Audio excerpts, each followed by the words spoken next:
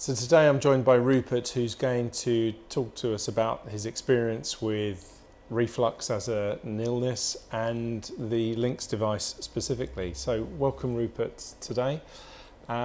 Rupert, you work as a barrister, and I can imagine that having severe reflux disease can be a real handicap. Tell me your experience with that. Well, being a barrister is a performance skill, and being in court, it can be a stressful time as well. And reflux is something, in my case certainly, that was very susceptible to stress. So the greater stress I was under, the worse the reflux.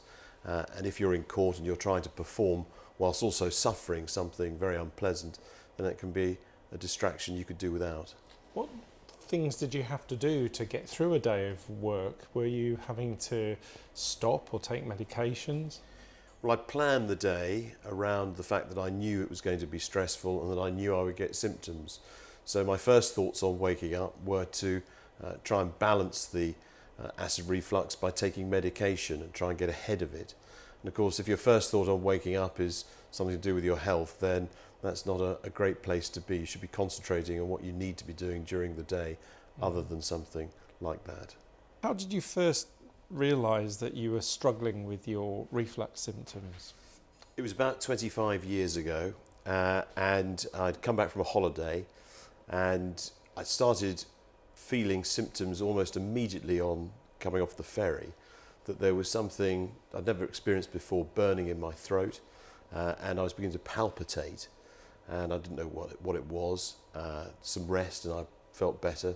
But then certain foods seemed to start triggering the same feelings again and again and again, till finally I decided to get it looked at. Did you have trouble at night at all? Particularly at night, lying down flat without being propped up at all. If I'd had any rich food, particularly curries, beer, anything like that, then I'd have very serious symptoms at night. Was it just confined to the burning, or did you have pain with it as well? Yeah, pain and again, irregular heartbeat. But oddly, as time went on, the feelings at night disappeared, and it was then just a daytime feeling, because I think I got used to it at night. Okay. Were there any foods that you found difficult to eat, either because they just wouldn't go down, or they made your symptoms so bad you just avoided them? Yes, lots of different things, and they didn't seem to have any particular pattern to them. They were quite random. One in particular was white chocolate. For so much as looked at white chocolate, then I would immediately experience symptoms. And real ale, that also triggered things, and certain types of bread, seeded granary loaves. Any sandwich made of that, then I was suffering. So would you say that had a real impact on your quality of life? Yeah, absolutely.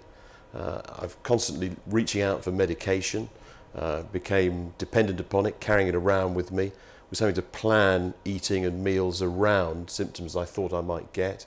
I found it was also stress related, so any periods of heavy workload, then I was more likely to experience symptoms for longer, and they would be worse whilst I was suffering them. Did you find medications were successful, or were they becoming less effective as time went on? Over time, they definitely became less effective. I was self-medicating. I'd just go to the chemist or to the supermarket and buy over-the-counter medicines. I just took more and more of them, more and more frequently. So I found that dependency meant that I was having to up the dosage on my own analysis, which wasn't a very clever thing to do, until such time as I was getting relief. Well, for a long time I knew I had to stop self-medicating. I had to stop being reliant on a chemical solution. And I tried to make lifestyle choices, but they were always difficult to maintain. And then I had a serendipitous moment sitting on a train that got stuck in a field for 5 hours. I'd read every single piece of paper that I could find that had been left behind, newspapers, magazines. And eventually I came across an article in a newspaper about a lady from Poland who'd gone to California to have a revolutionary operation that was going to give her a 100% resolution to her reflux. And that's how I found out about the LINX and read on and started making my own inquiries as to whether or not I was also suitable for the operation.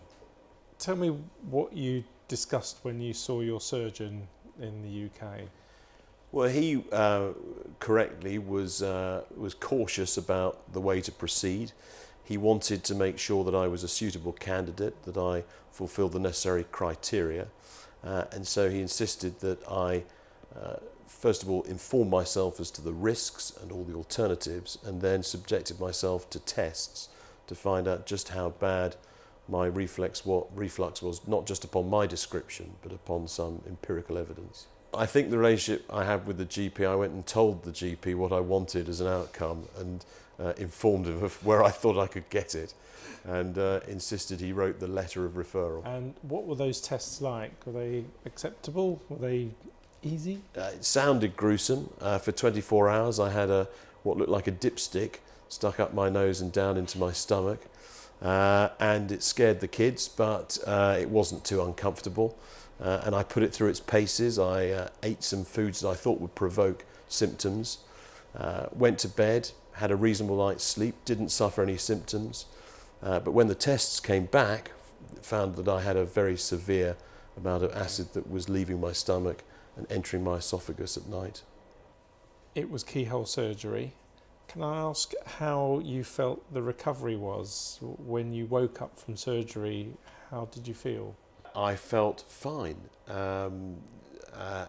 It was only a few hours before my wife was summoned to come and collect me. I think all in all I was in the hospital for about 6 hours, went home, felt a little bit uncomfortable, but certainly nothing that was unexpected and nothing that was at all concerning. And then within 36 hours I felt absolutely fine. There were one or two moments where I couldn't get the device to work when I was eating particular foods and I wasn't able to open it and they got stuck, and that caused some curious sort of gurgling and an eventual regurgitation, but those symptoms, I think within a week, 10 days, they'd all gone. So it was fine. I have not had any symptoms of reflux for well over a year now. After 25 years of suffering? Yeah. And although this wasn't the advice given by the surgeon, he wanted to wean me off the antacids slowly. I took an executive decision that I was going to use the operation as a watershed, and I decided that's it, no more antacids, and haven't taken any since, and haven't missed them either.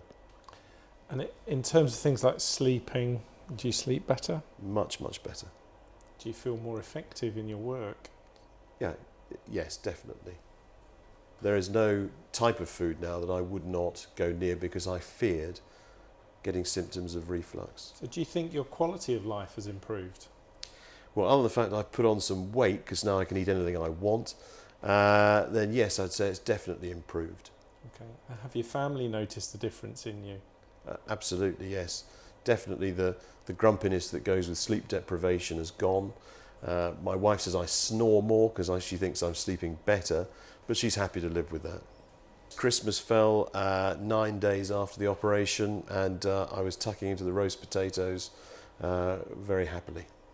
Thank you very much indeed, Rupert, for coming and sharing your experience as a reflux patient and a successful LINX patient subsequently. You're welcome.